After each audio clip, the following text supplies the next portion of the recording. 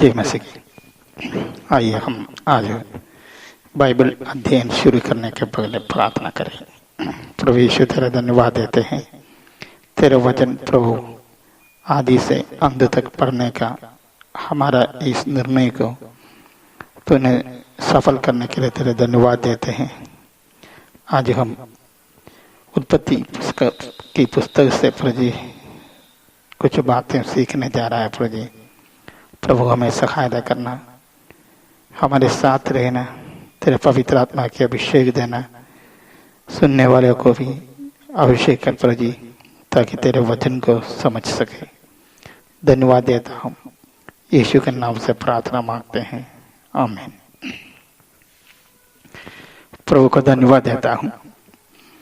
फिर हम आपको बाइबल सिखाने में खास करके एक सटीक बाइबल अध्ययन करके कोर्स हम लोग शुरू किया है। उसका 5वां लेसन आज हम लोग ले रहा है। पहला 2-3 लेसन में हम लोग बाइबल का प्रवेशिका पढ़े हैं। उसके बाद एक क्लास में हम लोग बाइबल का निचोड़, पूरा बाइबल निचोड़ में 10 युग में बाइबल को बांट कर आपको सिखाया है।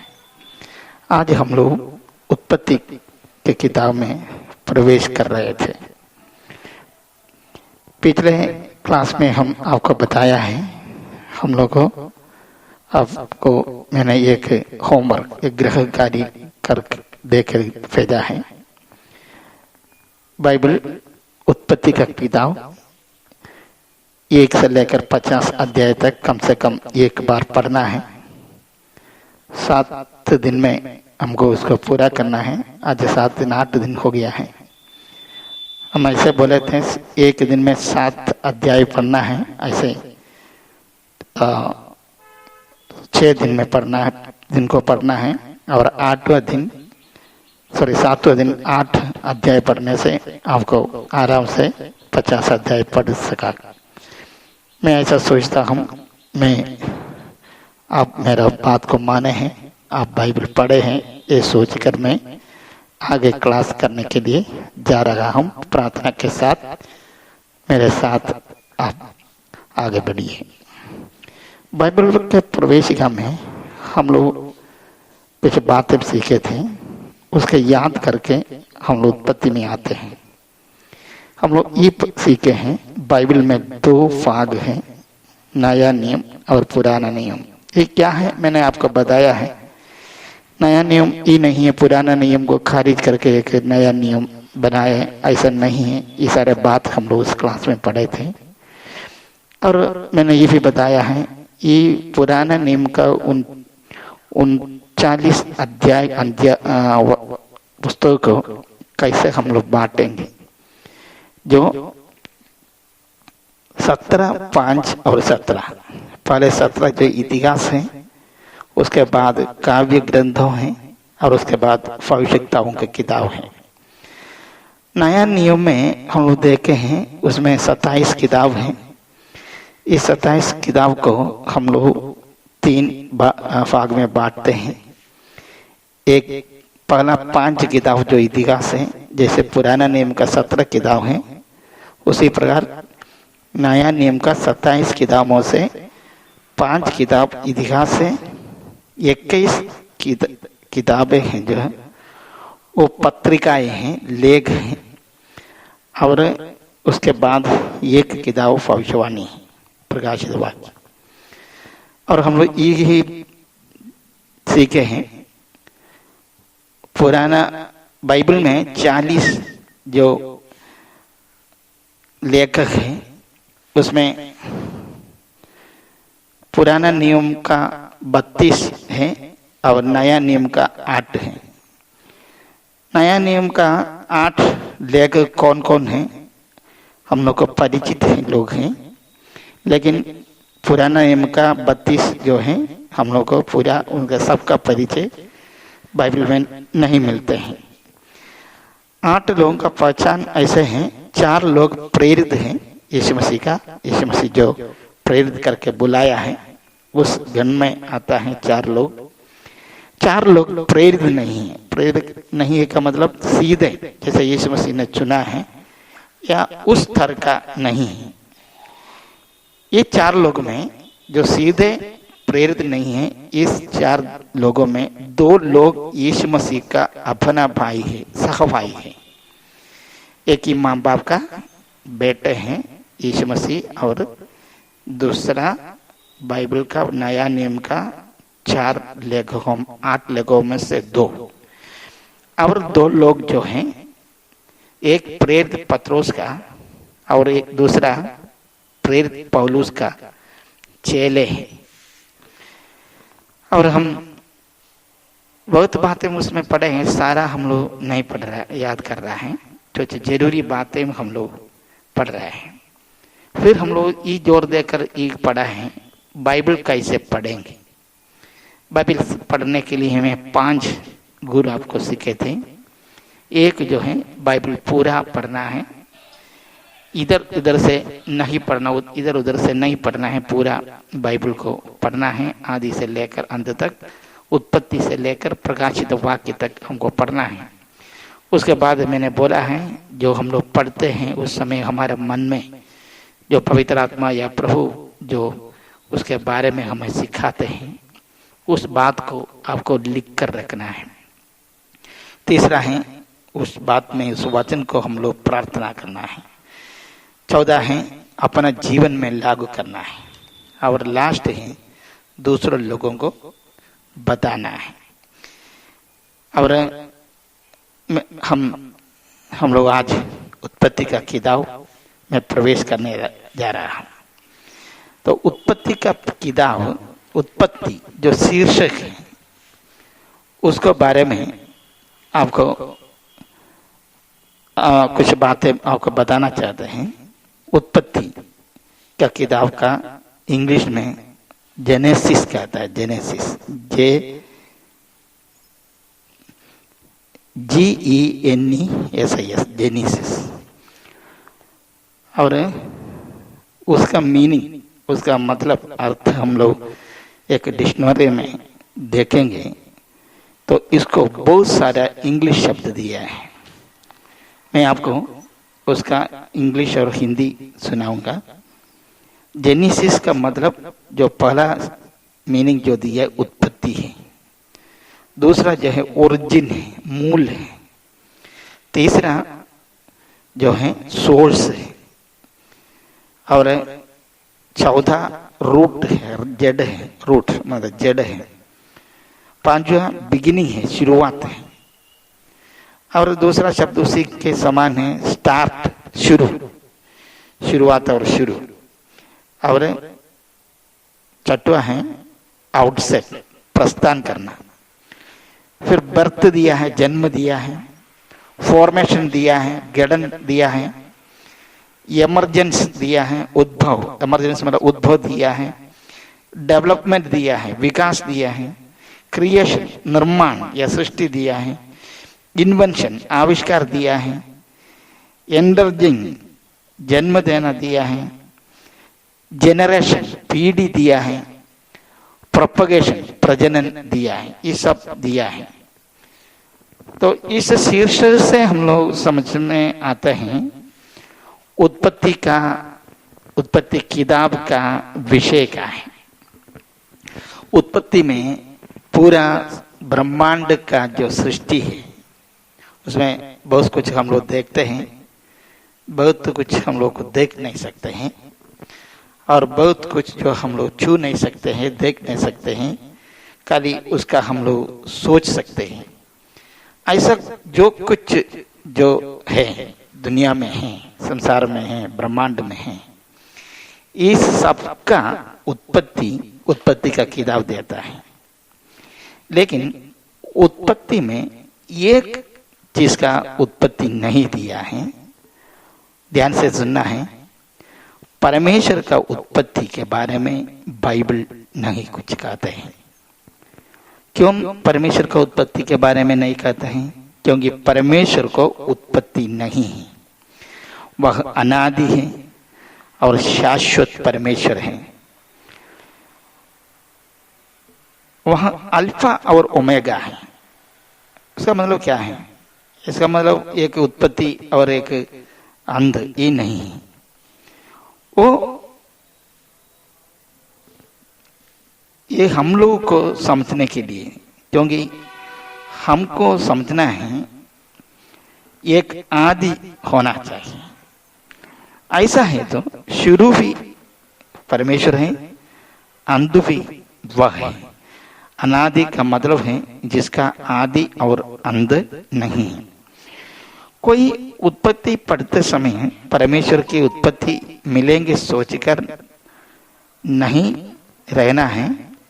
कोई आपको बाका न पाए, क्योंकि बाइबल में सबका उत्पत्ति है, ऐसे बोलकर आपको बाका न पाए।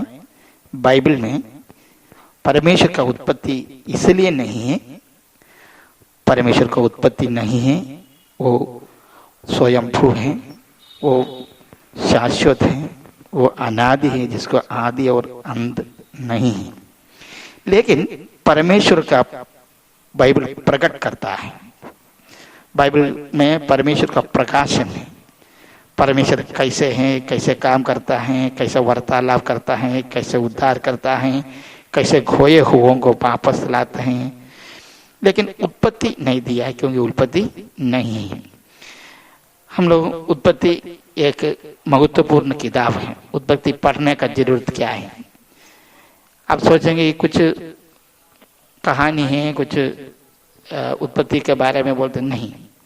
उसका बहुत महत्व है उत्पत्ति का किताब बाकी किताबों से।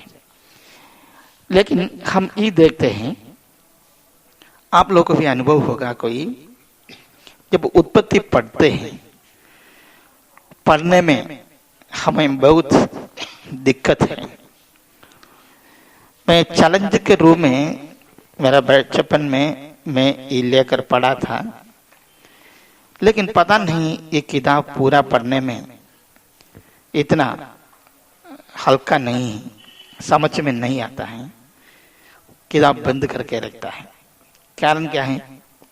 इसका कारण ये है, ये किताब जो है पढ़ते समय हमारे मन में चार्ल्स डार्विन और उसके क्रमबद्ध विकास, इस तरह का चीज जो हम लोग स्कूल में पढ़े हैं, या आपका बच्चे जो स्कूल में पढ़ते हैं, उसको आपको याद में आएगा। बच्चे आपसे बोलेंगे उत्पत्ति ऐसे है वैसे है। और दूसरा किताब जो है प्रकाशित वाक्य है। ये क्यों है? प्रकाशित वाक्य के बारे में किताब अपना पहला वचन में कहते हैं, ये किताब पढ़ने वाला, पढ़कर सुनाने वाला और उसको मानने वाला सब बहुत धन्य है, आशीषित है।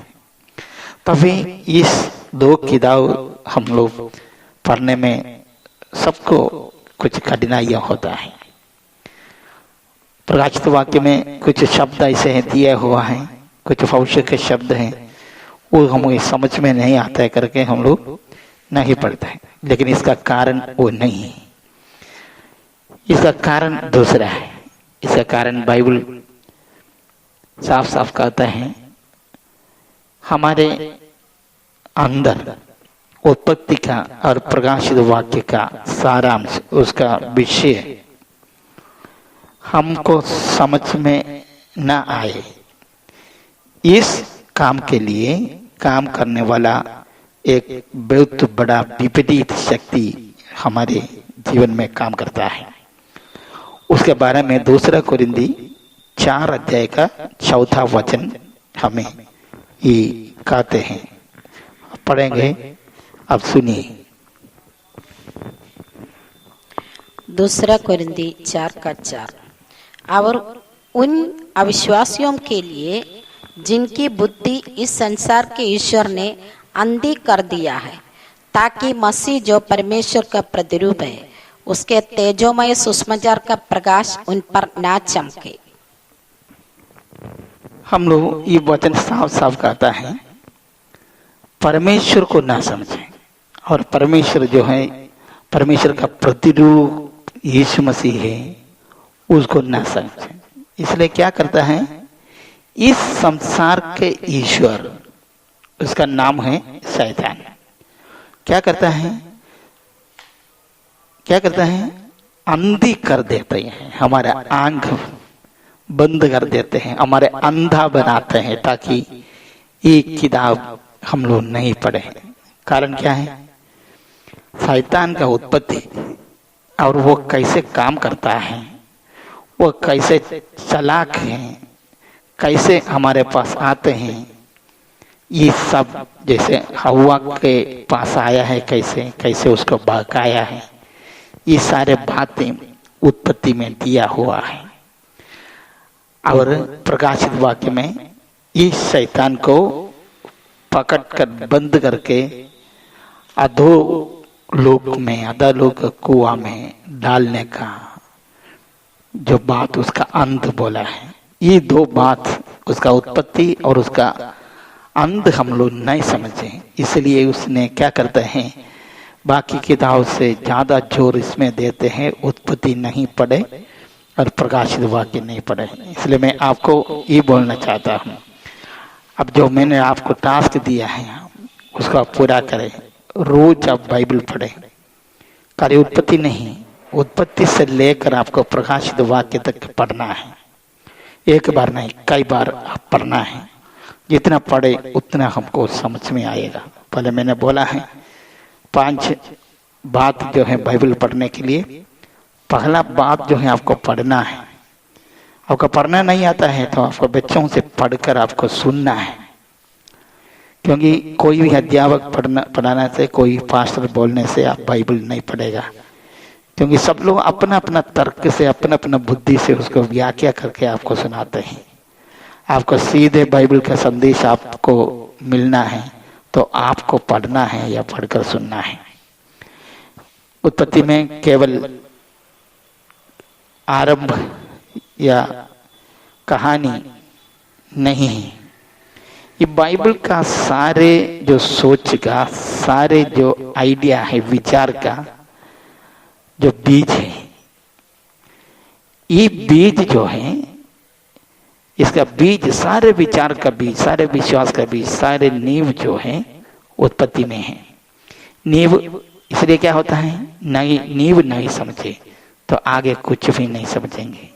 शैतान का आरंभ नहीं सीखे तो उसका अंत हम लोग समझेंगे नहीं। पाप कैसे काम करता है जानने से ही हम सतर्क रहेंगे। किसी भी विचार को समझना है तो उत्पत्ति पढ़ना है। सारे प्रकाशन का नींव उत्पत्ति में है। उसको उत्पत्ति में जो प्रकाशन आया है उसको आगे विकसित करते हैं, बड़ा करते हैं दूसरा और सारे किताब। और नींव हिले तो मकान हिलेगा। इसलिए आपको उत्पत्ति से आपको बाइबल पढ़ना जरूरी है। एक महत्वपूर्ण बात क्यों पढ़ना है, नया नियम के 17 किताब में, 27 किताब में है, उसमें 17 किताब में 60 बार उद्धरणी उत्पत्ति का किताब से आए हैं। बाकी सब किताब में, 27 किताब में भी है, लेकिन और बाकी 39 किताब से जो 38 किताब से उद्धरणी है, लेकिन इतना ज्यादा नहीं है। उत्पत्ति किताब में पहले मैंने बताया है, उसका उत्पत्ति का इंग्लिश नाम जो बताया जेनेसिस, जन्म है, स्रोत है। किसका है, किसका जन्म है, किसका स्रोत है। उत्पत्ति किताब में सारे चीज का उत्पत्ति, सारी सृष्टि का जो देखते हैं और ना देखते हैं, पूरा ब्रह्मांड का उत्पत्ति है।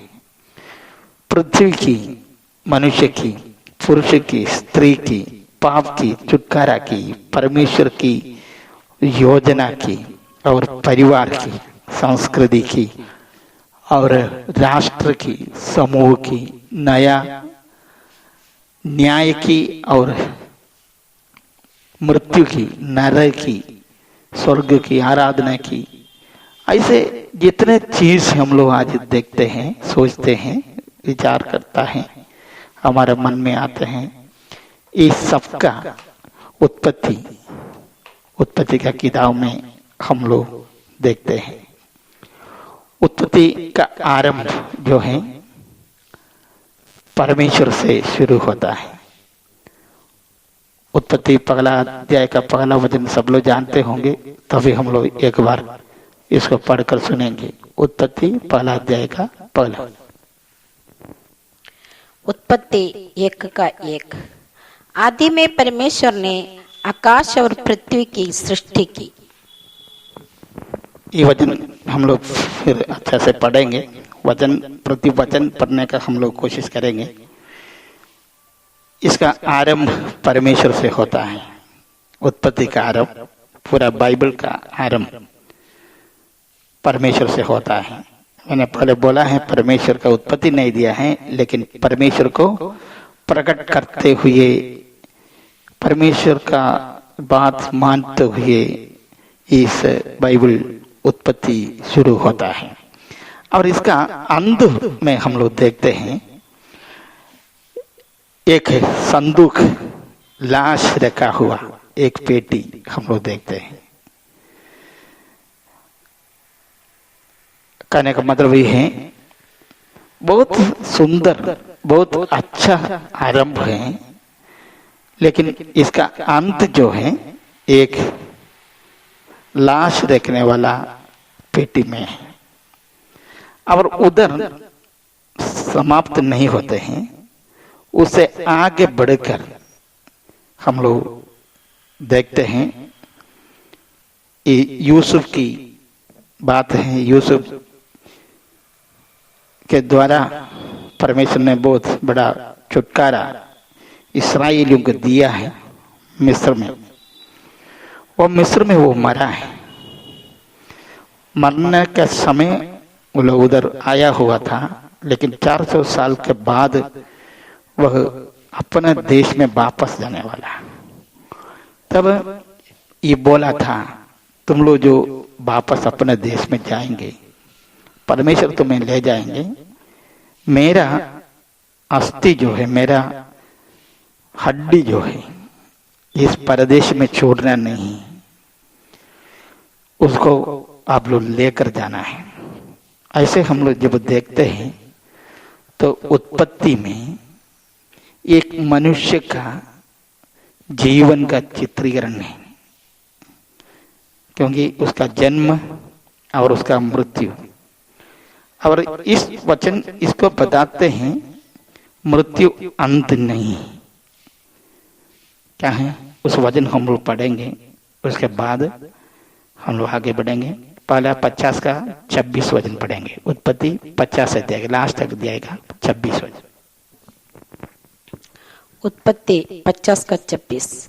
इस प्रकार यूसुफ 110 वर्ष का होकर मर गया और उसके शव में सुगंध द्रव्य भरे गए और वह शव मिस्र में एक संदूक में रखा गया। उत्पत्ति 50 का 25। फिर यूसुफ ने इस्राएलियों से यह कहकर कि परमेश्वर निश्चय तुम्हारी सुधि लेगा, उनको इस विषय की शपथ खिलाई, हम तेरी हड्डियों को यहाँ से उस देश में ले जाएंगे। तो मेरा भी ये कहना है, मृत्यु हमारा अंत नहीं है। मृत्यु से हमारा जीवन समाप्त नहीं होता है।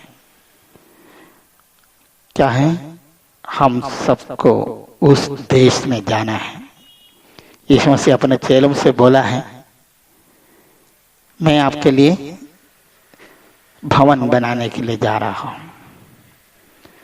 और जब भवन पूरा होगा तो वापस आकर तुम्हें ले जाएगा। पौलुस कहता है, अभी जो यीशु मसीह नहीं आया है, जब यीशु मसीह आएगा तब तक जितने लोग मरते हैं वो सब जिंदा जो है उसके पहले स्वर्ग राज्य में प्रवेश नहीं करेगा। वो क्या करेगा, पहले वो लोग जी उठेंगे, वो लोग जी उठने के बाद हम लोग जो जीवित हैं, मान लीजिए अभी यीशु मसीह आया है, तो हम लोग उठा ले जाने के पहले हम लोग के पहले क्या करेगा? जो मरे हैं, प्रभु में मरे हैं, जी उठेंगे और हम सब रूपांतर पाकर प्रभु से मिलने के लिए हम लोग उठा लिया जाएगा। मैं आपको फिर से बताना चाहता हूं, हमारा देश ये नहीं है, हमारा स्थायी घर ये पृथ्वी पर नहीं है, हम लोग का देश स्वर्ग में है, हमको उधर जाना है। जैसे यूसुफ ने अपने भाइयों से शब्द खिलाया है, मेरा हड्डी इधर नहीं छोड़ना है, लेकर अपना देश में जाना है, उस देश में हमको जाना है, हमेशा ये याद रखना है। इसके लिए क्या करना है आप सब सुने होंगे, नहीं तो अब मैं आपको एक और बार बता रहा हूं। इसके लिए कोई कार्यक्रम कोई कुछ करने से नहीं होगा। ये प्रभु यीशु मसीह हमारे लिए कालवरी सूली पर अपना जान देकर उसका दाम चुकाया है हमारे उद्धार का। हम लोग को सिर्फ यीशु मसीह पर विश्वास करना है। वो परमेश्वर का पुत्र है, हमें बचाने के लिए इस धरती पर आया है। उसका बहुत सबूत है, मैं उसमें जाना नहीं चाहता। और 37 साल तक इस धरती पर रहा है, हमारे पापों के निमित्त अपना जान दिया है, बलिदान किया है। उस पर विश्वास करने से हम स्वर्ग में पहुंचेंगे। यीशु बोला है, रास्ता मैं हूं, द्वार मैं हूं। इस यीशु मसीह के विश्वास करके स्वर्ग में, उस देश में जाने के लिए सब लोग तैयार रहे। प्रभु हमें बधाई से आशीष दे। आमीन।